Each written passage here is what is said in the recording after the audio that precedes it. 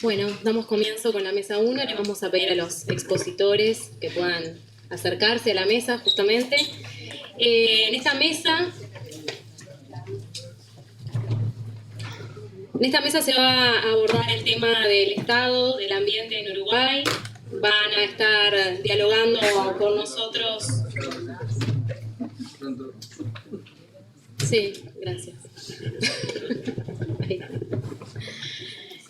Bien, como les decía, van a estar dialogando con nosotros el doctor Mario Clara, que fue profesor, grado 5, director del Centro Universitario de Rivera de la UDELAR desde 2007 hasta 2020. Marcel Ashkar, geógrafo, docente de Facultad de Ciencias, director del IEC. Al mismo tiempo vamos a estar con Soledad Recoba, en representación de la Comisión Nacional de Defensa del Agua y la Vida, y con Alejandro Nario, del Ministerio de Ambiente, director de Calidad Ambiental y Evaluación. Y también va a estar junto a nosotros Natalia Castañet, que es de la casa. Natalia Castañet es especialista en manejo costero integrado y en análisis organizacional, así como forma parte de este equipo que venimos trabajando en protección del ambiente. Bien, damos comienzo entonces con el profesor Mario Clara. Hola. Hola, ahí va. Bueno, muchas gracias primero que nada por haberme invitado a esto. Realmente saludo de lo más profundo de mi ser estas iniciativas, porque creo que el divulgar estas cuestiones en la sociedad creo que es muy importante para todos nosotros, para toda la sociedad. Y esa frase que hemos escuchado en los últimos tiempos, que creo que el problema no es la ciencia, sino que es la política, creo que subyace a esto. Porque de última la ciencia hace lo que tiene que hacer y las decisiones son políticas, de tal forma que yo creo que trabajar con la clase política más profundamente para que se empoderen de estos conceptos, creo que es muy importante. Yo voy a tratar de hablar un poco de ética ecológica y derechos humanos. El tema de la ética, yo creo que, primero que nada, creo que la ética no está en la ley. La ley es la ley y la ética va por otros caminos. Creo que son caminos personales y de decisiones personales y que tienen que estar alineadas con nuestras conciencias. Y hablar de ética ecológica, el término ecología se mal usa muchísimas veces. Aquí hay muchas caras que conozco que trabajan en estos temas, pero también hay otras caras que son nuevas para mí, de tal forma que voy a ser especialmente atento con las minorías, porque las minorías son muy sensibles. De tal forma que a los que se dedican a esto, si hago alguna redundancia de lo que ustedes ya conocen, pido tolerancia. Yo creo que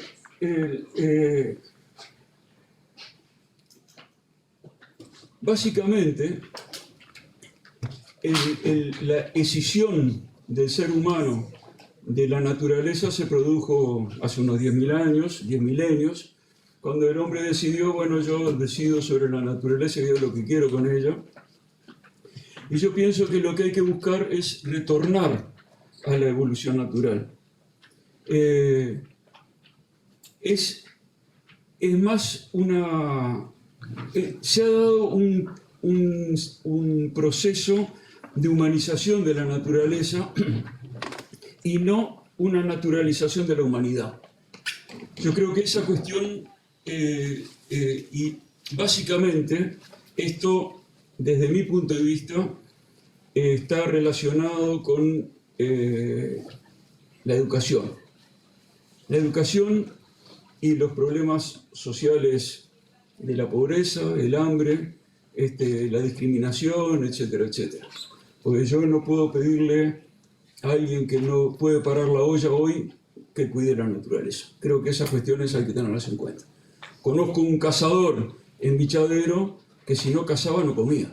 No sabía hacer otra cosa que cazar. Y le voy a decir, no, cuidar la carpincha. No es posible. Creo que tenemos que ir por otro camino. Esas decisiones son políticas educativas de formación. Y yo creo también que hay que trabajar en lo que podría llamarse una sociedad ecológica, donde se trabaje en lo que en latín se llama la humanitas universal, que se trabaje sobre todo en la autonomía individual, las decisiones sin perder de vista los lazos comunitarios, pero de última, cada persona en el mundo creo que debe sentirse responsable por lo que le toca. Por otra parte, lo que hablábamos hoy del término de ecología, que se ha mal usado, he escuchado la ecología digital, he escuchado defendamos la ecología, etcétera, etcétera, creo que ahí también hay que trabajar en la sociedad en que los términos son precisos. Yo no puedo defender la ecología. Si quiero defender la ecología tengo que darle más fondos a los científicos que trabajan en ecología para que puedan seguir trabajando. Pero yo lo que puedo defender sí es el medio ambiente. Puedo hablar de... Los políticos hablan de ecología como si hablaran de sustentabilidad, y eso tampoco está bien. O sea que hay una carencia de comprensión de los términos. Mi profesor de epistemología siempre decía que hay que ser concreto y discreto y no confuso, profuso y difuso. Y creo que estas cuestiones son importantes si nosotros queremos reconstruir la confianza en la sociedad. Creo que es un tema que también está quedando un poco de lado. Escuchamos de productos ecológicos, escuchamos de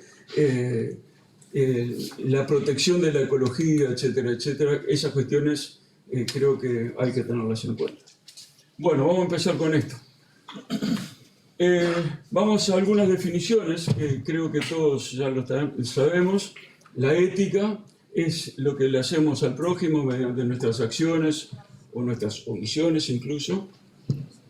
Y hablamos de derechos humanos, que son, todos lo saben, son integrales. Uno no vale más que el otro, son dinámicos y además son universales para todos. Ahora bien, el derecho al medio ambiente.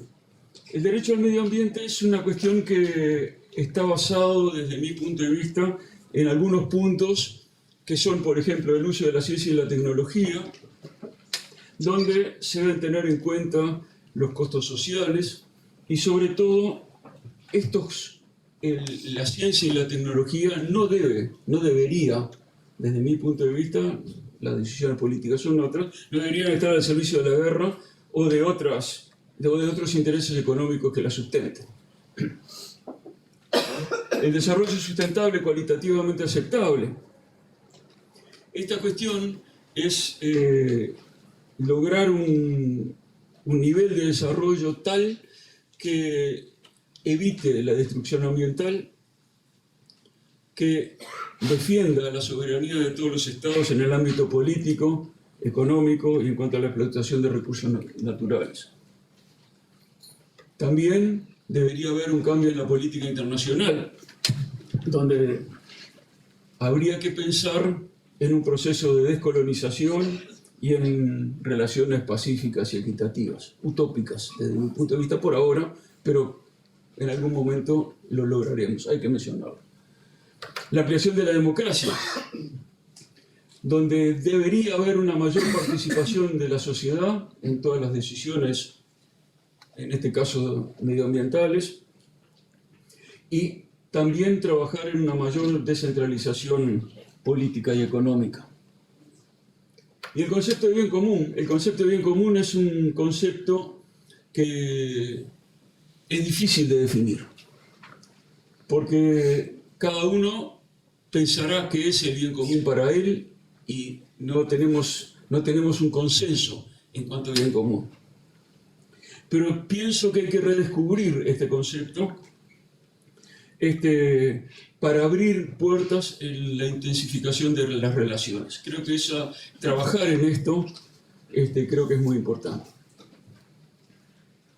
Pero, y aquí viene el pero, siempre hay un pero, la protección del medio ambiente tiene algunas cuestiones que hacen que no sea posible en un marco de una economía de mercado que esté apoyada básicamente en la alianza incondicional entre productivismo y capitalismo, en la creencia de una expansión económica ilimitada.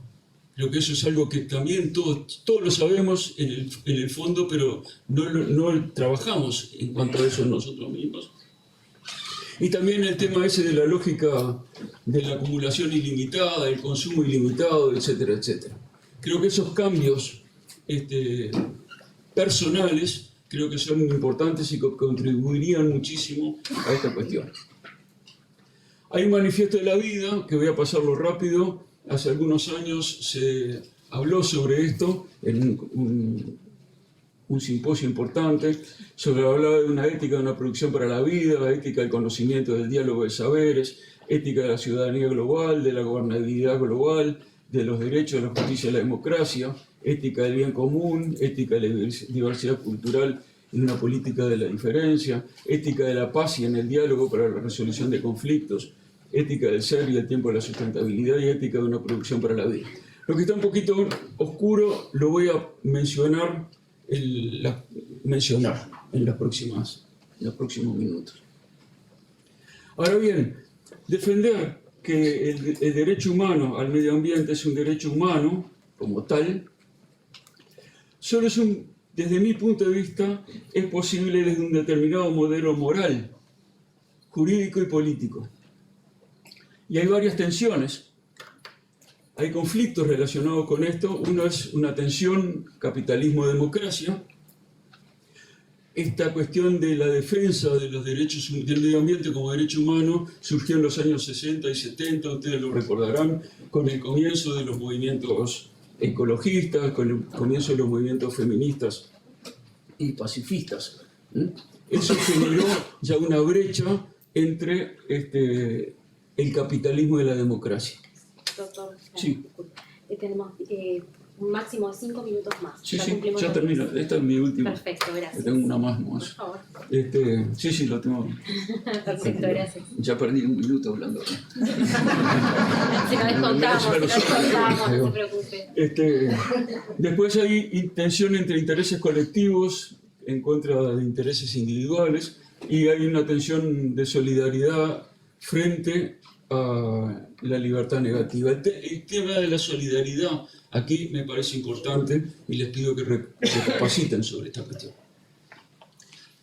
Ahora bien, la defensa del derecho al medio ambiente no es posible ni desde una aproximación ambientalista ni desde una posición ecologista radical. Ahora lo vamos a hablar un poquito más. También la defensa del derecho al medio ambiente es crítica tanto con el capitalismo agresivo y depredador como con una economía planificada también. Y también excluye estos tipos de democracia, la democracia material, la democracia procedimental y la democracia participativa y también la democracia directa. ¿Por qué? Porque se basa en el individuo. Entonces yo creo que esta es una cuestión en la que hay que trabajar. Y bueno, en cuanto a la cuestión moral y política, básicamente se opone, no opone, y lo puse ahí en esquimal, a la preeminencia de los intereses individuales y a la autonomía privada.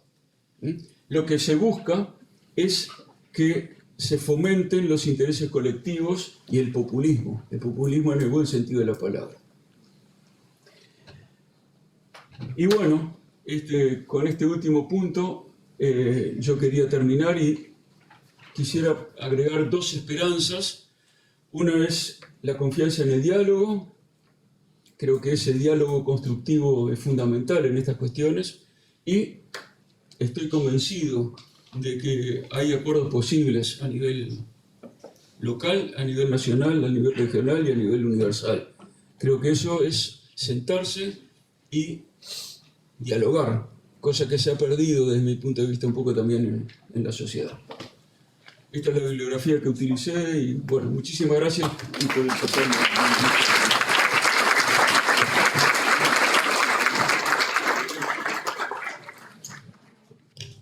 Bueno, muchas gracias, doctor Clara. Pasamos ahora a la presentación del doctor Ashkar sobre los problemas ambientales emergentes en el territorio uruguayo. Bien, buenos días. En primer lugar, agradecer la invitación, agradecer el desarrollo de esta actividad y un caluroso saludo desde Facultad de Ciencias y del Instituto de Ecología y Ciencias Ambientales a la creación de esta área ambiental en la institución de derechos humanos, en el sentido de que entendemos que es un paso más de la sociedad uruguaya en construcción y reconocimiento de la importancia que tiene el ambiente para el desempeño de la sociedad y la resolución de los problemas multidimensionales de la sociedad uruguaya. Entonces, dicho esto, voy a rápidamente presentar los principales problemas ambientales emergentes en el territorio uruguayo. En el entendido de que un comentario necesario sobre los problemas ambientales de Uruguay, que en general no hemos llegado a situaciones de irreversibilidad.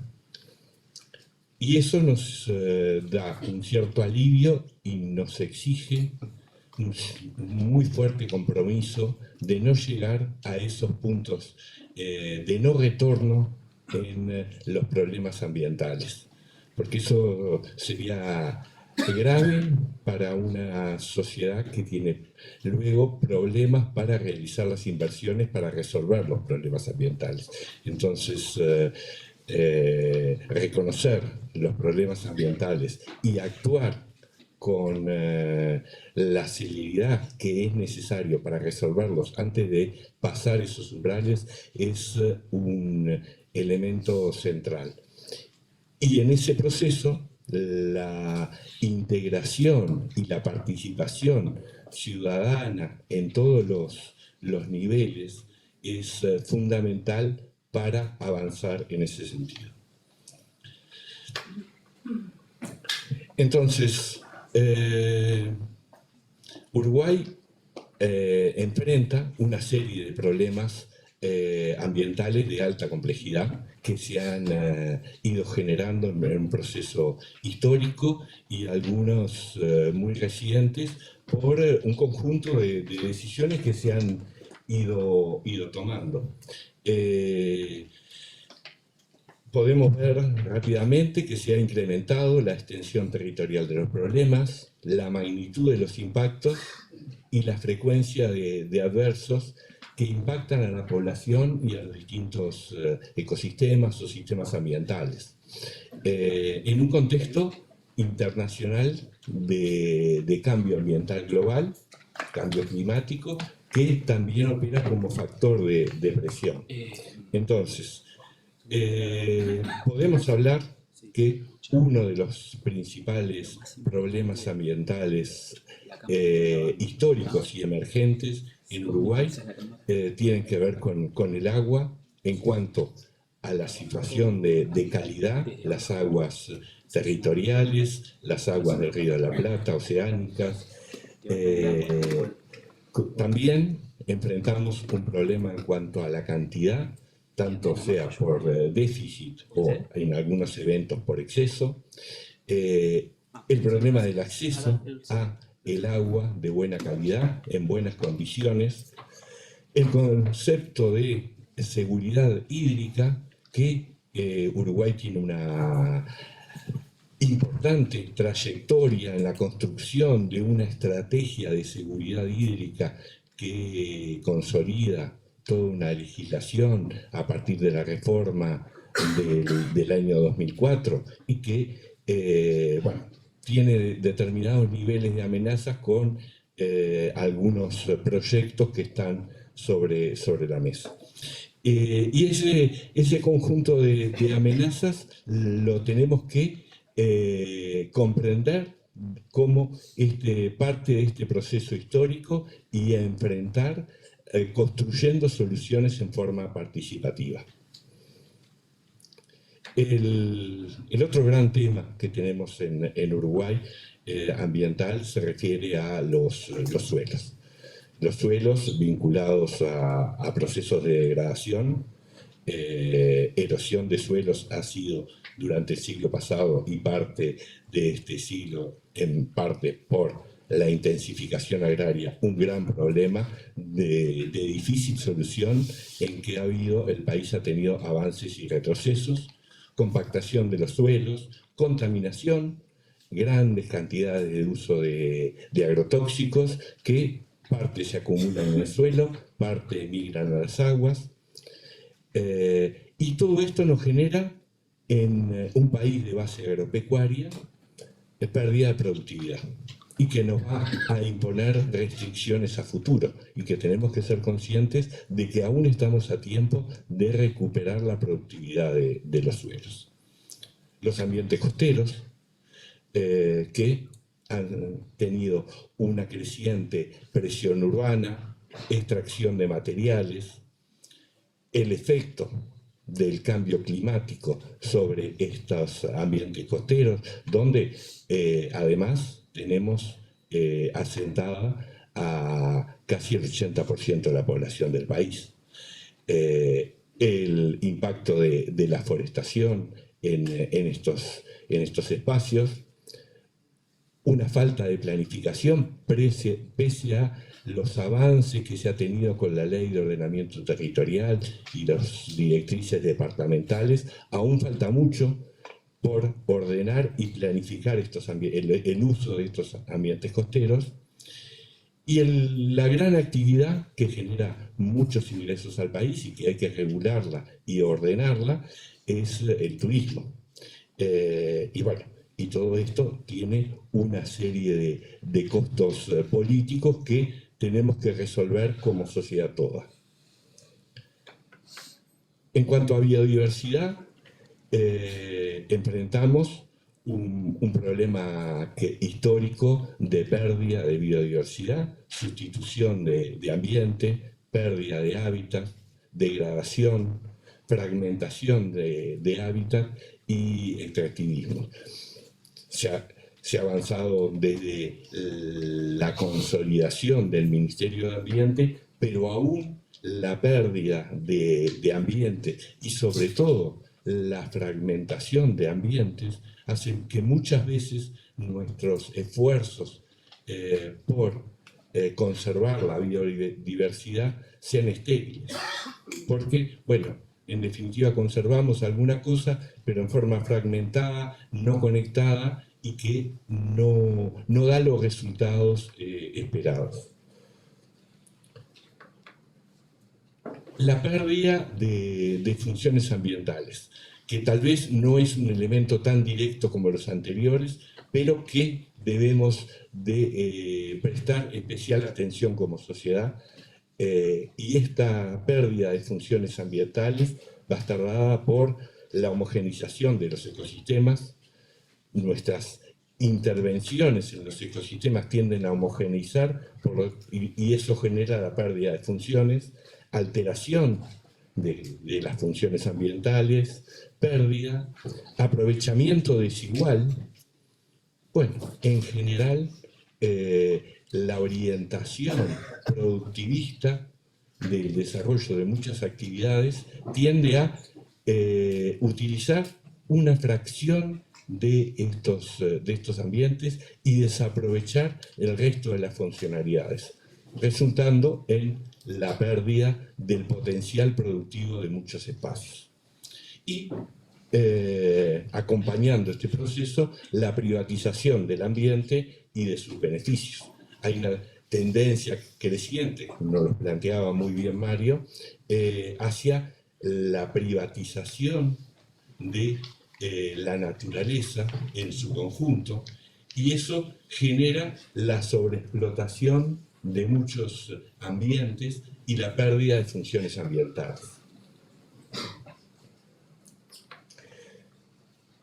Hemos transitado por el camino de áreas protegidas, pero que el primer comentario que surge es que son insuficientes y además quedan aisladas en el territorio, porque no hemos avanzado en la interconexión entre estos espacios. Es una herramienta de alta potencialidad, pero insuficiente. Y lo hemos visto en la práctica, en los monitoreos de biodiversidad, en la consolidación del Sistema Nacional de Áreas Protegidas, donde, bueno, algunas veces en el entorno de las áreas se autorizan grandes modificaciones de los ambientes que constituyen la zona de protección de esas áreas protegidas. Y por último, tenemos que hacer especial foco en los temas del ambiente como un derecho humano en la producción de alimentos, un elemento prioritario para la sociedad uruguaya y para toda su estructura productiva. Reconocemos que hay un problema de acceso desigual, no es un problema de limitación en la producción de alimentos, sino que es un acceso desigual a esos alimentos que producimos como sociedad. Y con una lógica de producción que muchas veces genera problemas de contaminación y degradación. Grandes consumos de agrotóxicos, de fertilizantes de origen químico, degradación de suelos, contaminación de aguas, etcétera, etcétera. Y que tenemos que trabajar en un nuevo sistema de distribución de la producción de los alimentos que se producen en el país para, en primer lugar, satisfacer las necesidades alimentarias de la población. Y no tenemos que olvidarnos de que esto también es un problema ambiental y, bueno, generar este espacio desde la institución de derechos humanos a considerar el ambiente como un derecho humano implica, desde nuestro punto de vista, trabajar en forma integrada con todos estos problemas, algunos históricos y otros emergentes. Muchas gracias.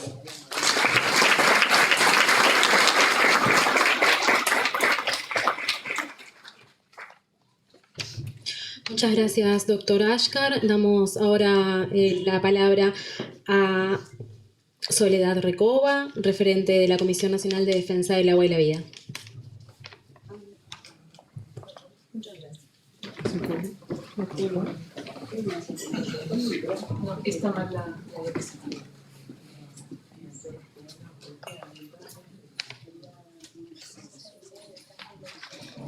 Sí. Mesa 1. No, la mesa 1. Ahí. Esa es. Sí.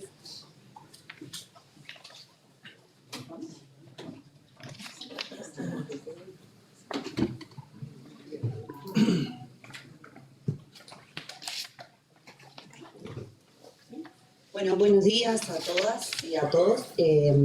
Sepan disculpar, pero voy a intentar leer un resumen que armamos con todas las problemáticas que identificamos y para ser efectivos en el uso del tiempo.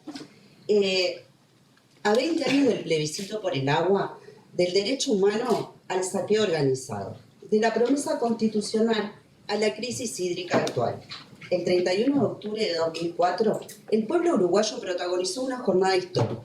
Mediante una reforma constitucional impulsada por iniciativa popular, consagró el acceso al agua potable y al saneamiento como un derecho humano fundamental. Además, estableció la gestión pública sustentable y con participación ciudadana como principios rectores. Esta victoria democrática fue inédita a nivel mundial, marcando un antes y un después en la defensa de los bienes comunes. 2 décadas después, Uruguay atraviesa una profunda crisis en su política hídrica. La promesa constitucional ha sido sistemáticamente vulnerada por un modelo de desarrollo extractivista, mercantilizador y tecnocrático. Hoy enfrentamos amenazas que comprometen no solo el acceso al agua potable de calidad, sino también la soberanía sobre este bien y la participación democrática en su gestión. En 2023, una severa crisis hídrica dejó sin agua potable al área metropolitana, afectando al más del 60% de la población uruguaya. El gobierno declaró la emergencia hídrica tras meses de inacción, pese a múltiples advertencias. En respuesta, se distribuyó agua embotellada a grupos vulnerables, se flexibilizaron los controles de calidad y se autorizó la captación de agua salobre del río Santa Lucía, aumentando los niveles de sodio y cloruros sin brindar información adecuada a la población. Organizaciones sociales y especialistas coincidieron en que no se trató simplemente de una sequía, sino del resultado de un modelo de saqueo, el uso intensivo, privatizado y contaminante del agua por parte del agronegocio, la forestación y las plantas de celulosa, configura un patrón de acumulación que amenaza el acceso universal al agua potable. Los movimientos sociales han cuestionado la narrativa oficial que atribuye la crisis exclusivamente a causas naturales y han repolitizado el debate con la consigna "no es sequía, es saqueo". Denuncian cómo el modelo extractivista, basado en el agronegocio, la forestación y la ganadería intensiva, favorece un uso desigual y lucrativo del agua en desmedro del derecho humano fundamental. El agua no puede considerarse solo un recurso natural.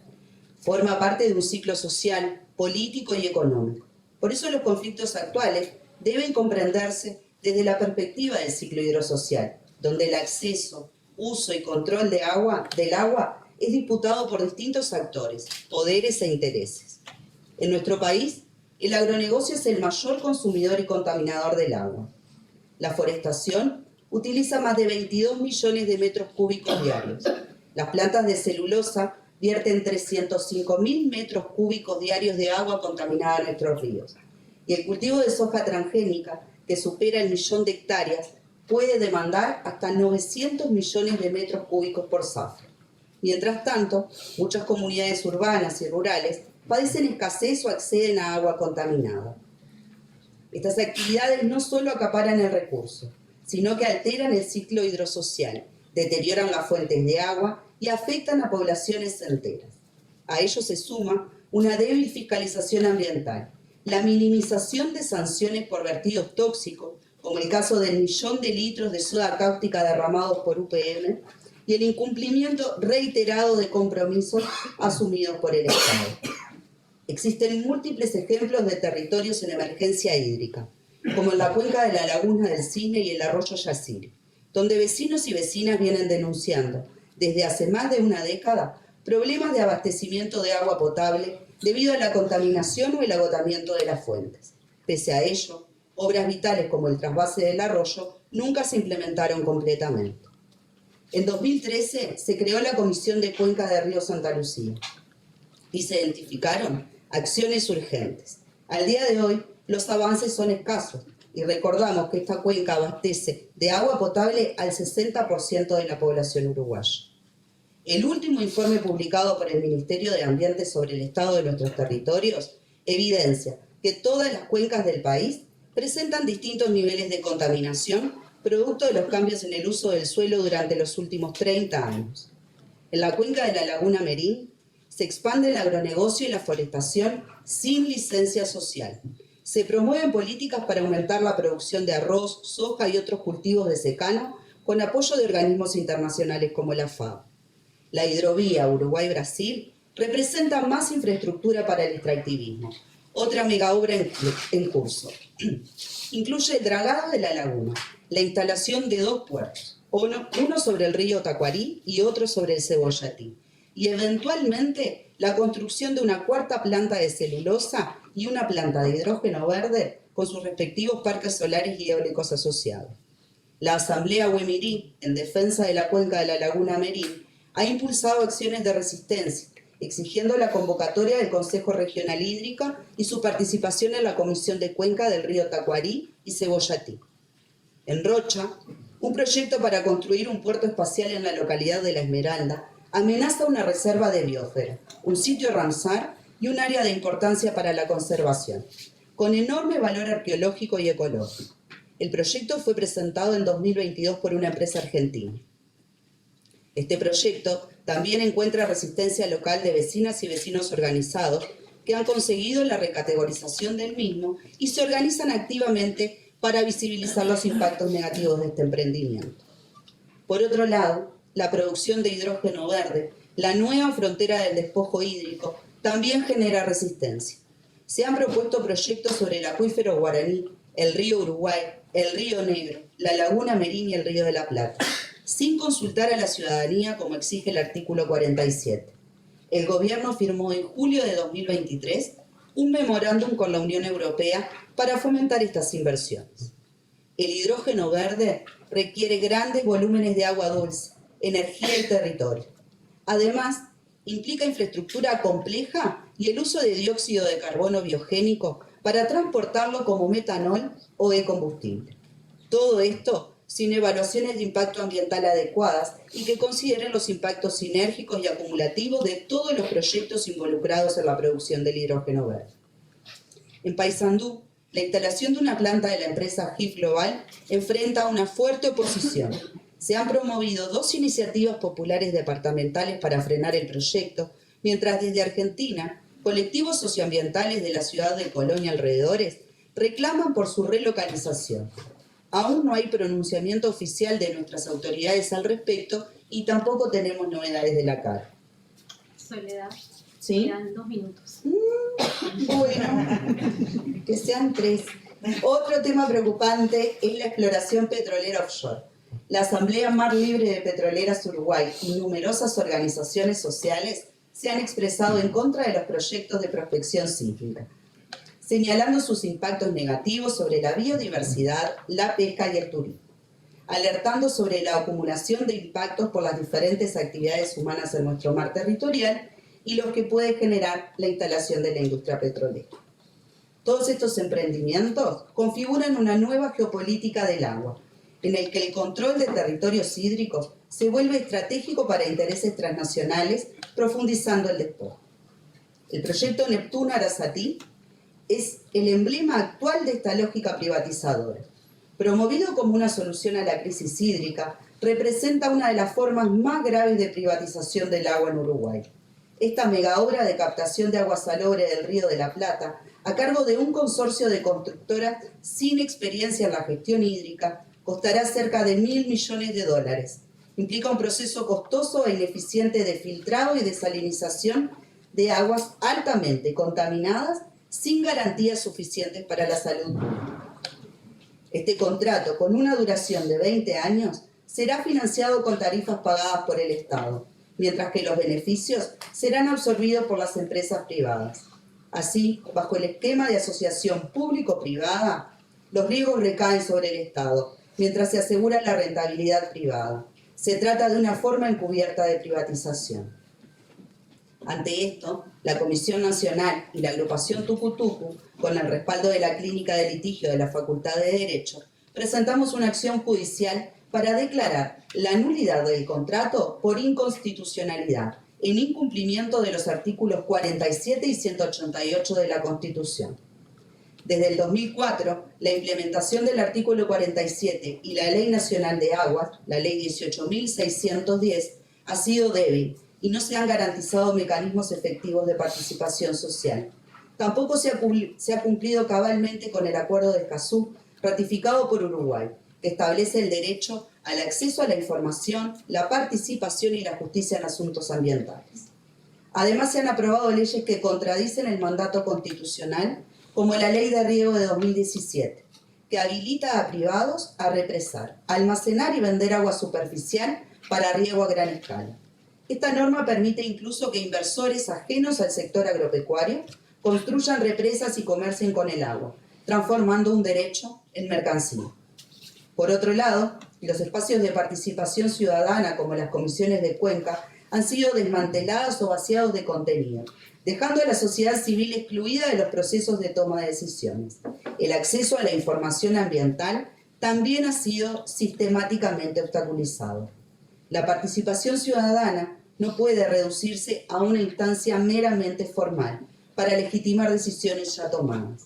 Debe ser un componente central en los procesos de toma de decisiones, desde la escala comunitaria hasta la nacional. La Ley 18.610 exige que esa participación sea real y efectiva. Y esto debe aplicarse también a la agroecología, a la energía, al ordenamiento territorial y a los proyectos extractivos. A esto se suma la criminalización de la protesta, la falta de transparencia en la gestión de OCE y la pasividad de organismos como el Ministerio de Salud Pública y la UCEA. Frente a este escenario de retrocesos, exclusión y saqueo, ¿qué proponen las organizaciones? Diversas organizaciones sociales, comunitarias y ambientales están impulsando una nueva agenda popular del agua, basada en los principios de justicia ambiental, soberanía alimentaria y defensa de los bienes comunes. Alejandra, 1 minuto. Bueno, ya estoy. Esta agenda recoge el espíritu del plebiscito del 2004 y busca reimpulsar la participación ciudadana y la gestión democrática del agua frente a los embalses del modelo extractivista. A 20 años del plebiscito, el país se enfrenta a una disyuntiva profunda: persistir en un modelo de acumulación y privatización que agota y contamina el agua, o recuperar la soberanía, la participación y la planificación democrática en la gestión de este bien esencial para la vida.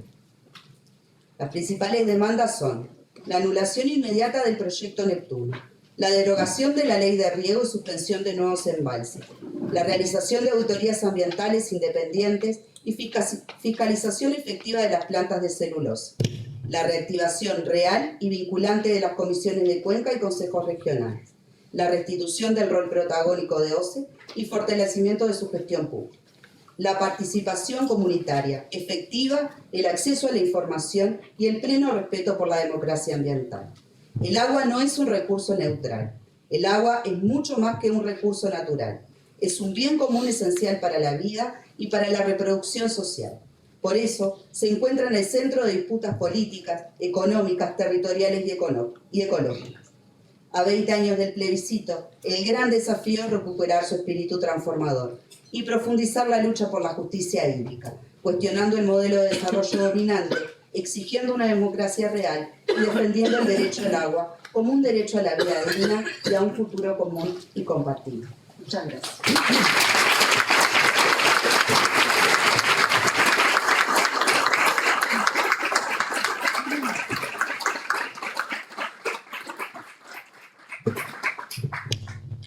Bueno, muchas gracias, Soledad. Vamos a dar paso ahora a Alejandra Nario, del Ministerio de Ambiente. Aprovecho esta oportunidad para recordarle a los expositores de esta mesa y a las y los expositores de la mesa siguiente que nosotros tenemos un régimen bastante estricto, pese a que no nos cae en gracia tener que estarles recordando el vencimiento del término para la finalización de las exposiciones, pero es necesario en razón de que todas y todos puedan exponer. Y además porque tenemos a la gente de lengua de señas que nos está dando una mano, y ellos también tienen sus propios términos que acompasan y sus propios tiempos que acompasan las exposiciones de cada una y uno de ustedes. Bien, estado del ambiente en Uruguay. Alejandro, te escuchamos. Bueno, buenos días a todas y todos. Se resuelve bueno para mí claramente, que no mandé con tiempo la presentación, y exhorto entonces a los demás presentadores a hacerlo con tiempo obviamente tenía razones tecnológicas para no poder hacerlo, pero bueno, lo terminé recién ayer y no me dio el tiempo para enviar la presentación. Lo primero, agradecer a la institución la invitación. En lo personal, yo ya fui director nacional de medio ambiente en el antiguo GODMA y tuvimos una vinculación muy fuerte con la institución. Manteníamos reuniones sobre los temas que me preocupaban y sin duda estoy convencido que así va a ser también este periodo, así que bueno, desde ese lugar agradecerlo. Creo que un poco lo que decía Mario hoy, yo quizás le acoto,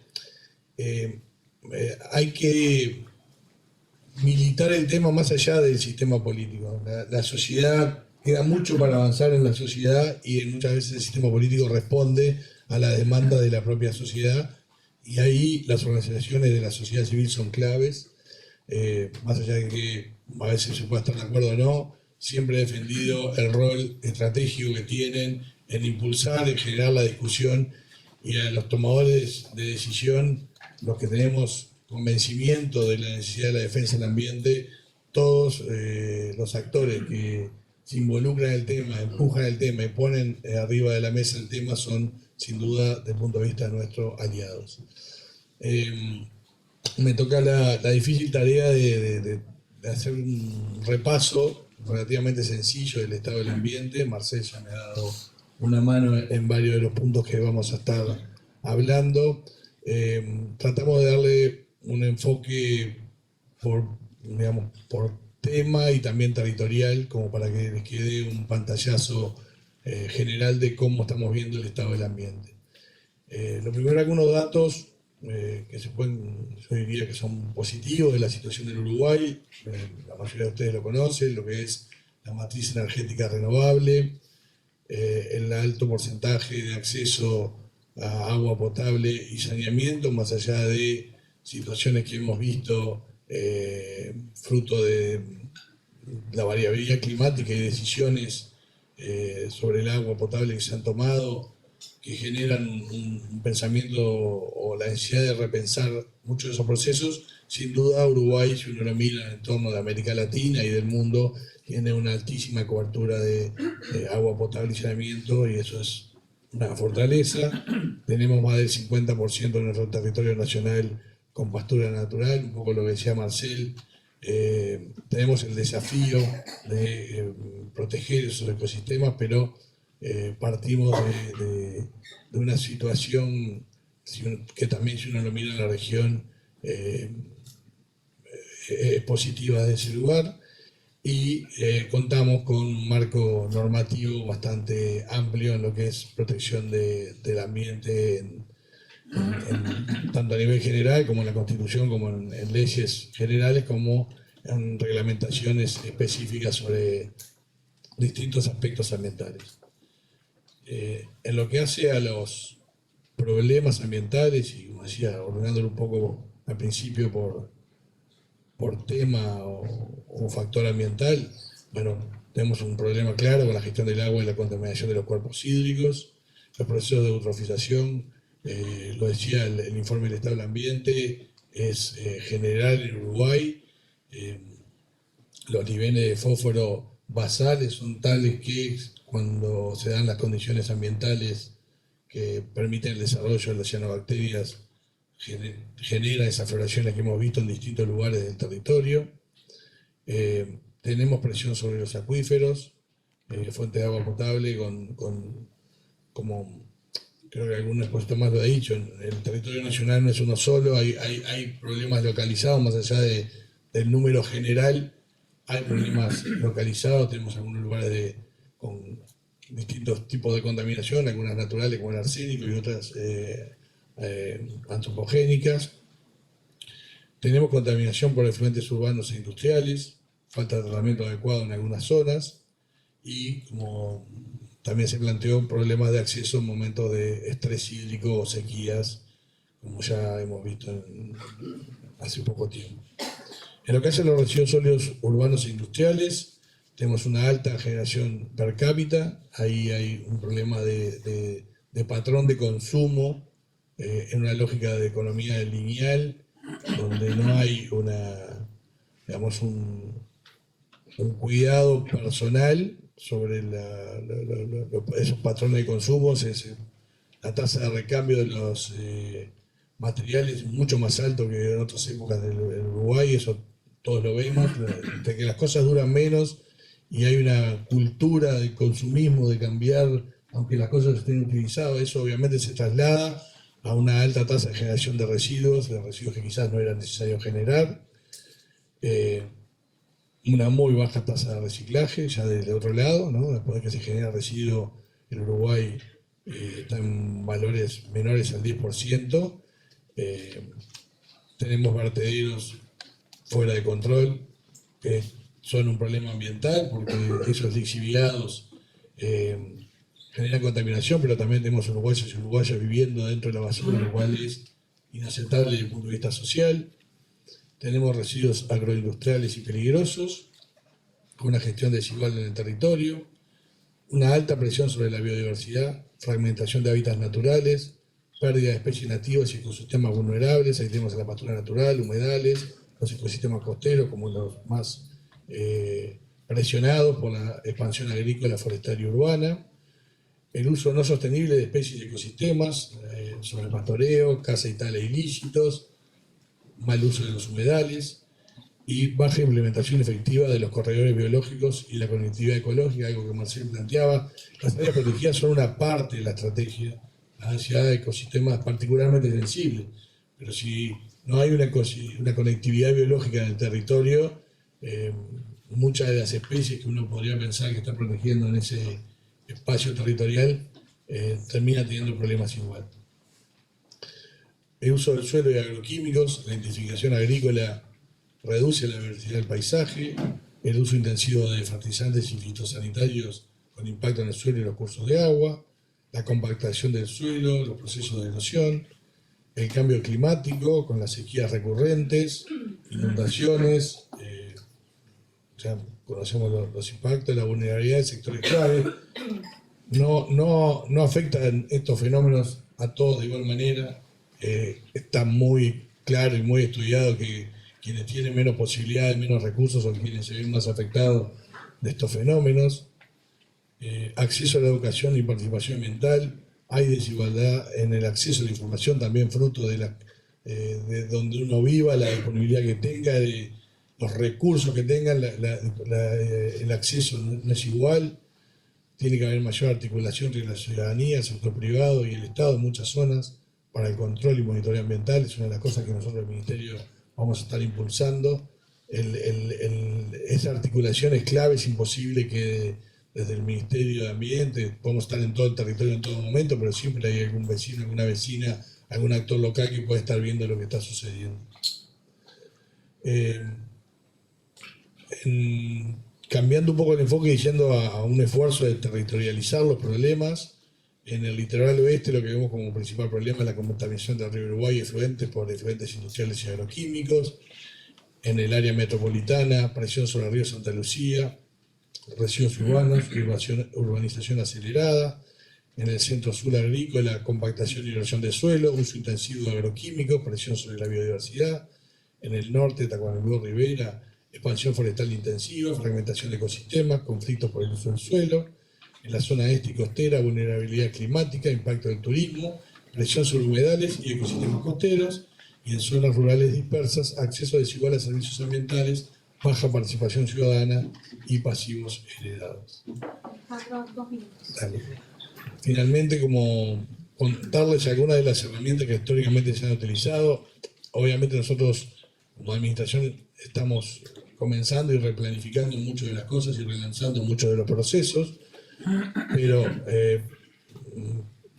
igual nos parecía bueno contar cómo ha venido siendo la respuesta del Estado frente a algunos problemas ambientales. Contaminación de agua y nutrientes y efluentes, bueno, los planes de acción, está el de Santa Lucía, Laguna del Sauce, Río Negro. Somos bastante críticos de lo que ha pasado en los últimos años sobre esos planes. Estamos trabajando en relanzar muchas de las medidas. De hecho, nos hemos reunido con Marcel y con otros sectores de la academia. Nos encontramos que muchos de los convenios con la academia se habían discontinuado. Eso para nosotros, cuando estuvimos como director de la Dinama, era un aporte muy importante. Los tomadores de decisión necesitamos la generación de información que se da en la academia, y ese vínculo entre academia y por lo menos la dirección que yo tengo en Ministerio de Ambiente es clave. Vamos a estar relanzando, ya estamos en contacto para poder seguir trabajando en conjunto respecto a eso. Tenemos las regulaciones de INAGUA también para lo que es contaminación y monitoreo ambiental. Estamos rediscutiendo el decreto 253, que es del 79. Vamos a estar actualizando esa normativa, creo que eso es muy importante. Estamos incorporando algunos aspectos que no estaban, como el agua subterránea, generando varias modificaciones y actualizaciones a esa normativa. Baja tasa de reciclaje y inclusión final inadecuada. Está la Ley de Gestión de Residuos y el Plan Nacional de Gestión de Residuos. También estamos trabajando en algunos sectores, en lo que es envases, residuos de obra y construcción y electroelectrónico. En este semestre va a haber novedades sobre eso. Presión sobre la biodiversidad. Bueno, ahí tenemos el Sistema Nacional de Áreas Protegidas, pero también la Estrategia Nacional de Biodiversidad, que se solapa con las áreas protegidas. Las áreas protegidas son una buena herramienta, pero no pueden ser la herramienta. Se viene trabajando también en la Dirección Nacional de Biodiversidad en áreas marinas protegidas. En el caso del uso intensivo de agroquímicos, bueno, ahí tenemos el Plan Nacional de Agroecología. El Ministerio de Ganadería va a trabajar fuertemente en eso. Tenemos varios proyectos de promoción de bioinsumos que permitan disminuir el uso de insumos químicos, y también en el marco del relanzamiento de muchas de las actividades de Santa Lucía estamos coordinando con el Ministerio de Ganadería para volver a tener no el control voluntario, sino el control obligatorio de los aplicadores, de los mosquitos aplicadores de productos químicos, para saber en el área de influencia de Santa Lucía dónde se están aplicando y qué cantidad se están aplicando.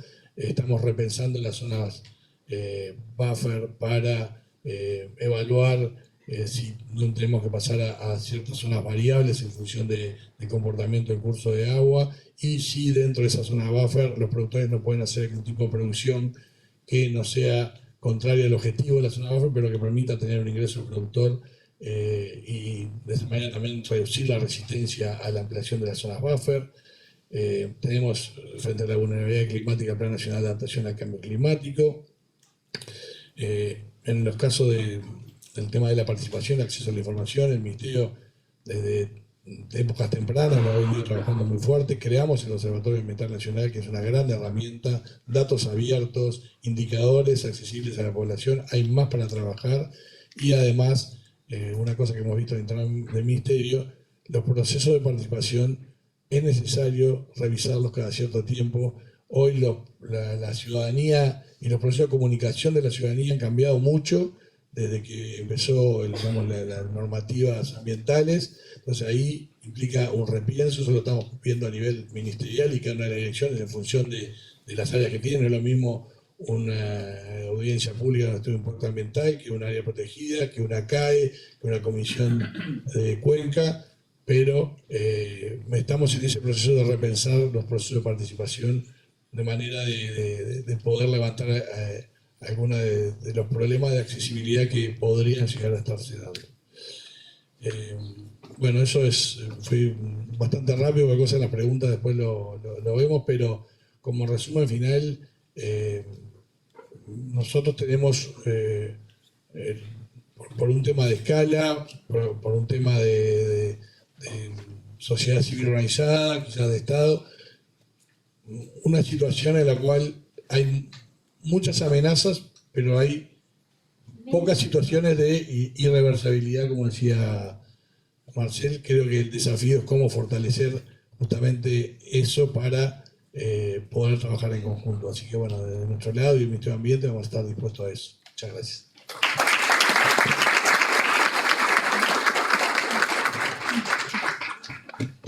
Muchas gracias, Alejandro. Vamos a pasar la palabra ahora a Natalia Castañet, de la Institución Nacional de Derechos Humanos. Lo mismo que para el resto de las y los participantes, Natalia, 10 minutos que administrarás. Luego de la intervención de Natalia vamos a tener un espacio abierto a preguntas y comentarios. Desde ya les voy dando el aviso de que los comentarios, por favor, no más allá de un minutito. Y las preguntas vayan pensándolas, porque así podemos ir avanzando, ¿sí?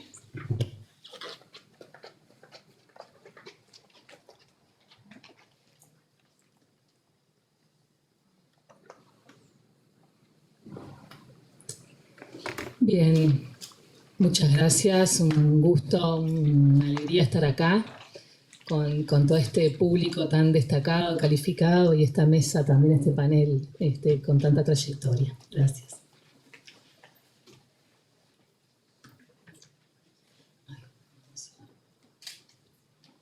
Bueno, el estado del ambiente es el estado de los derechos humanos. Desde el derecho internacional de los derechos humanos se ha venido profundizando la relación entre el ambiente y los derechos humanos de forma sostenida y se ha establecido que existe una relación innegable. Bueno, qué curioso que se define con esta palabra, innegable, ¿no? Como la necesidad de negar dos veces para formar un positivo. No se puede negar, y esto es así porque es necesario recalcarlo porque muchas veces se ha negado. Entonces, los impactos sobre el ambiente generan impactos claramente sobre los derechos humanos y es necesario seguir profundizando en estos aspectos. La realización efectiva de los derechos humanos y las condiciones de vida digna son necesarias para garantizar las acciones de defensa y protección del ambiente. Y al mismo tiempo, el ambiente sano está relacionado a la vida y por tanto es condición previa para el ejercicio de todos los derechos humanos. Bueno, no es posible hablar de la vida humana de forma aislada del ambiente y del resto de los elementos de los ecosistemas. Cuando hablamos de vida en general. Por otro lado, en las sociedades actuales, por las características de los cambios y de las explotaciones cada vez más intensivas y extensivas de la naturaleza, no es posible hablar de ecosistemas o ambientes prístinos, intocados o no transformados en alguna medida por la sociedad. Por lo general, en los lugares donde se produce mayor sobreexplotación de los bienes comunes, también se produce explotación de las personas y violaciones de derechos humanos. Los derechos humanos no son solamente un ideal, también implican obligaciones jurídicas enmarcadas en el derecho internacional de los derechos humanos que deben también estar en armonía con la normativa nacional. Y los derechos humanos tienen la característica de ir evolucionando y ampliándose. Y han ido pasando, y se sigue pasando aún, tal vez, de un enfoque antropocéntrico a uno ecocéntrico, ¿no? Desde una visión del medio ambiente humano, donde el humano era lo que estaba en el centro y lo que estaba alrededor era el ambiente. Y bueno, se ha ido pasando a una perspectiva donde el ser humano es un elemento más dentro del ecosistema y donde el ambiente y la naturaleza tienen un valor intrínseco relacionado a la vida, más allá de los usos y del aprovechamiento que la sociedad haga de los bienes naturales comunes.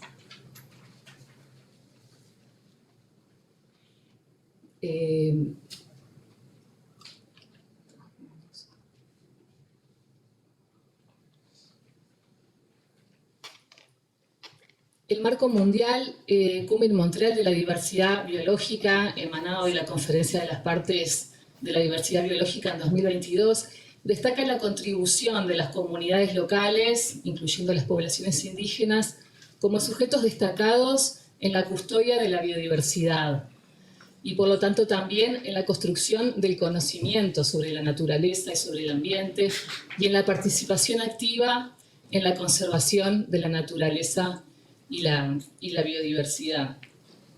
Este enfoque cuestiona un poco la idea de que las actuales crisis ambientales y climáticas sean provocadas por el ser humano, tomando el ser humano como en forma abstracta, ¿no? Cuando hablamos de los efectos antrópicos.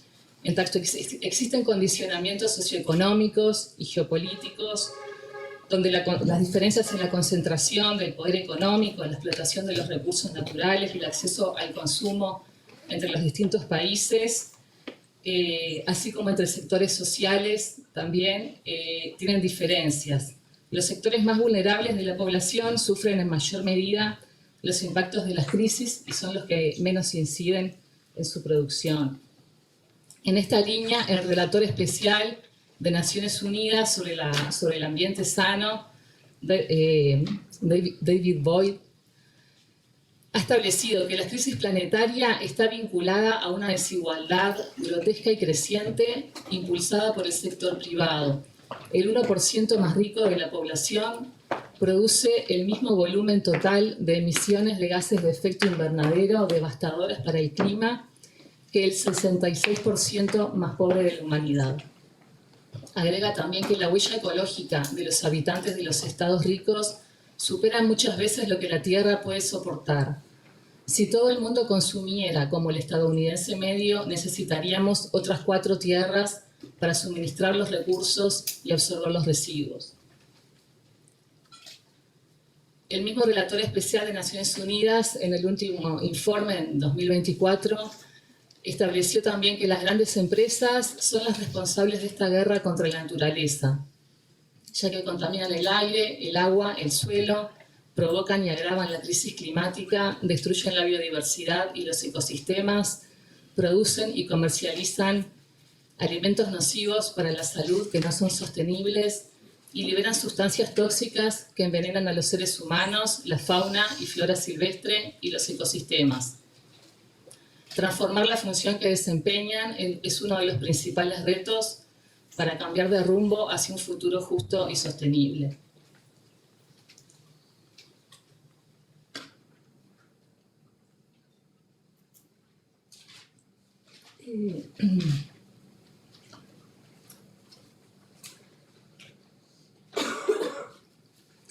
La Institución Nacional de Derechos Humanos, a través de sus distintas actividades, recepción de denuncias, relacionamiento con organizaciones sociales y con el Estado, así como las distintas actividades de diálogo, ha recogido diversos problemas y preocupaciones y también ha establecido recomendaciones hacia el Estado.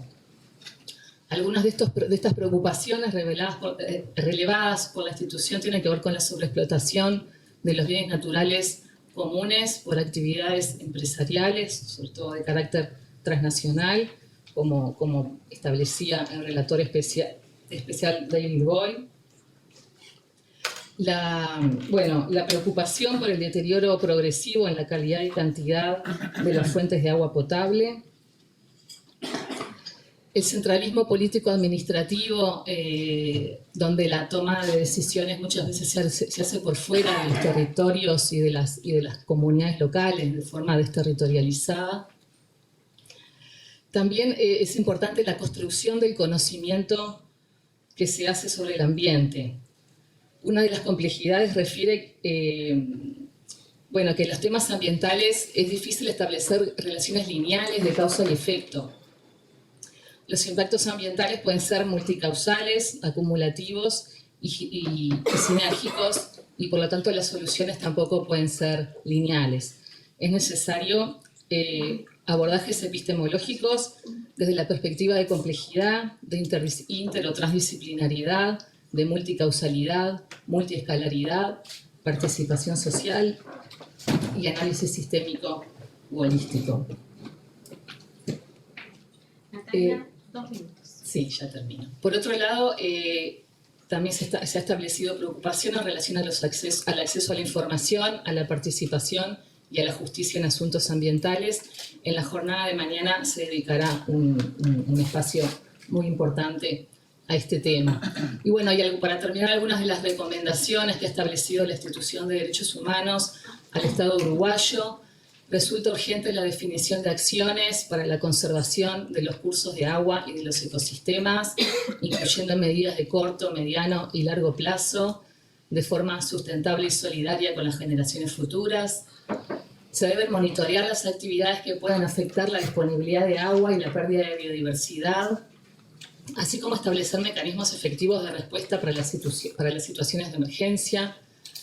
El Estado debe garantizar la vigilancia del impacto de las políticas públicas y de los proyectos de inversión a gran escala sobre el ambiente para asegurar la protección de los bienes naturales comunes, y se debe asegurar la asignación de suficientes recursos humanos y financieros a las instituciones encargadas de la aplicación efectiva de la legislación y de las políticas relativas a la protección ambiental, así como facilitar mecanismos de coordinación interinstitucional en el diseño y ejecución de las políticas públicas vinculadas al desarrollo y al ambiente.